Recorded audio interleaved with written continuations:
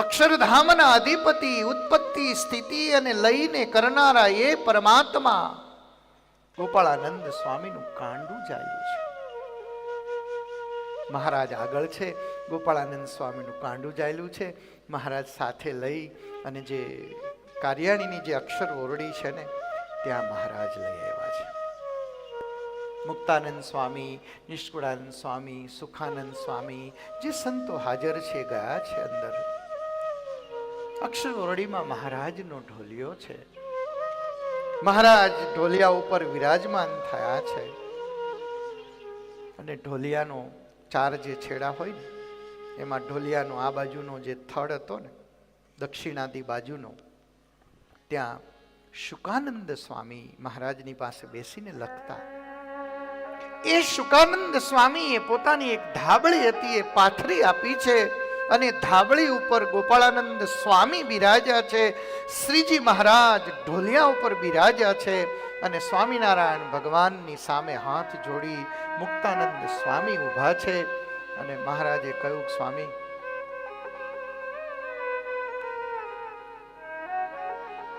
હું કહી દઉં? એટલે મુક્તાનંદ સ્વામી હાથ જોડી નીકળી ગયા. નિષ્કુળાનંદ સ્વામી અક્ષર ઓરડીની બહાર જે ઓસરી હતી ને ત્યાં એને એમ થયું કે આ શું વાત હશે. અને એ વખતે મહારાજ જ્યાં વાત કરવાનું શરૂ કરે ને ત્યાં તો મહારાજે નિષ્કુળાનંદ સ્વામીની સામું જોઈને કહ્યું કે તમે જાઓ ઓલી ચોકડી પૂરી કરાવો. શ્રીજી મહારાજની આજ્ઞા થઈને એટલે નિષ્કુળાનંદ સ્વામી ગયા તો ખરા, પણ મન ત્યાં હતું એટલે બધું બતાવીને પાછા આવ્યા. આ વખતે થોડા અંદર આવી ગયા. શ્રીજી મહારાજે પાછું કહ્યું કે સ્વામી તમે અહીંયા આવશો ને તો પેલા મજૂરો બરોબર કામ નહીં કરે, તમે જાઓ ત્યાં ચોકડી પૂરી કરાવો, આવતીકાલે અમારે એમાં સ્નાન કરવું છે. એટલે મહારાજની આજ્ઞા થઈ એટલે નિષ્કુળાનંદ સ્વામી પાછા ગયા. વળી 2-5 મિનિટ થઈને એટલે પાછા અંદર આવ્યા. એટલે મહારાજે કહ્યું કે સ્વામી તમે ભલે અહીંયા આવ્યા પણ એનું જે નીચેનું માસન નાખ્યું છે ને અમે આપણે ત્યાં ગુજરાતીમાં ટીપણી કહી કે ટીપણી બોદી બોલે છે, તમે જઈને એને થોડીક મજબૂત કરાવો. 3 વખત શ્રીજી મહારાજે નિષ્કુળાનંદ સ્વામીને મોકલ્યા અને 4થી વખત જ્યારે આવ્યા ને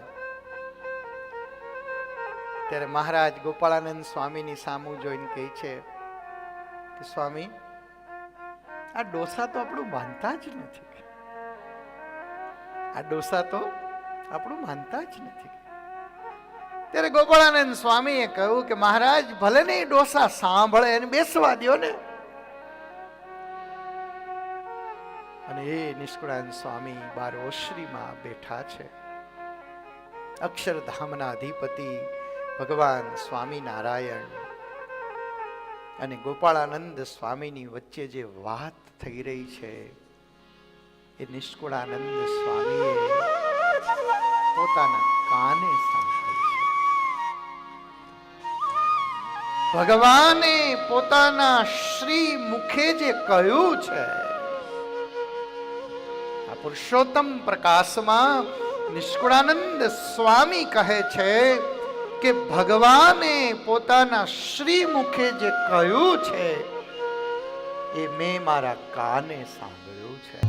અને મહારાજે ગોપાળાનંદ સ્વામીને કહ્યું, સ્વામી આપણે અહીંયા શા માટે આવ્યા છીએ તમે કઈ જાણો છો? ત્યારે ગોપાળાનંદ સ્વામીએ કહ્યું, ના મહારાજ, સ્વામી આપણે અહીંયા બ્રહ્માંડમાં આવ્યા છીએ. શા માટે આવ્યા છીએ કઈ જાણો છો? શા માટે આવ્યા છીએ સ્વામી? જાણો છો તો કે નહીં. મહારાજ બોલ્યા છે કે સ્વામી આપણે અષ્ટાવરણ પાર અક્ષરધામમાંથી આવ્યા છીએ. અને સ્વામી આપણે જે અક્ષરધામમાંથી આવ્યા છીએ ને એ અક્ષરધામ આપણે બધાને લઈ જવા આવ્યા છીએ.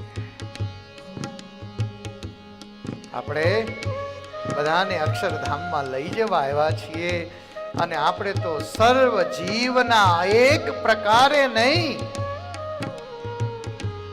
કાર્યાણીમાં ભગવાન સ્વામિનારાયણ અક્ષર ઓરડીમાં ગોપાળાનંદ સ્વામીને કહે છે કે આ જીવને એક પ્રકારે નહીં અનેક પ્રકારે આપણે ધામમાં લઈ જવા આવ્યા છે. અને મહારાજે કહ્યું સ્વામી આપણે છે ને 6 હેતુ પ્રસરાવવા માટે આવ્યા છીએ. કેટલા? 6 હેતુ. અને આ 6 હેતુ પ્રસરાવીશું ને ત્યારે આપણે આજ સૌને અનેક પ્રકારે અક્ષરધામમાં લઈ જવા છે. આપણે 6 હેતુને પ્રવર્તાવવા માટે આવ્યા છીએ.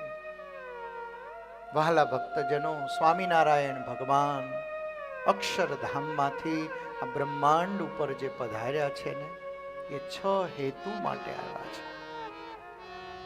એક તો પુરુષોત્તમ નારાયણનું સર્વોપરી જ્ઞાન અને ઉપાસનાને પ્રવર્તાવવા માટે. યાદ રાખજો વહાલા ભક્તો, હો મહારાજનું પ્રાગટ્ય છે ને ભગવાન જે સ્વયં પુરુષોત્તમ નારાયણ જે છે એની ઉપાસના અને એનું જ્ઞાન પ્રવર્તાવવું આ પહેલું છે. બીજું છે કે આજ સુધી જેટલા ભગવાનના ભક્તો થયા, જે ભગવાનના ભક્તો થયા ને એ ભક્તોને અક્ષરધામમાં લઈ જવા. આ બીજું. ત્રીજું, આ પૃથ્વીને વિશે એકાંતિક ધર્મનું સ્થાપન કરવું. ભક્તિ અને ધર્મને સુખ દેવું. ભક્તિને ધર્મ યુક્ત ભગવાનના જે ભક્ત હોય એને લાડ લડાવવા. પાંચમું, આ લોકમાં તીર્થ, વ્રત, દાન, તપ આ કરનારા અનેક જે યોગ ભ્રષ્ટ જીવો છે ને એને અક્ષરધામમાં લઈ જવા છે. નવા મુમુક્ષુઓને બનાવવા છે. અને મહારાજે આજ 6ઠો સંકલ્પ કયો છે. સ્વામી, સંતો અને ભક્તોના સંબંધે કરીને અનેક જીવને અક્ષરધામમાં લઈ જવા છે. અને આ વાત નિષ્કુળાનંદ સ્વામીએ લખ્યું કે ઓહો, આ સમામાં અલબે.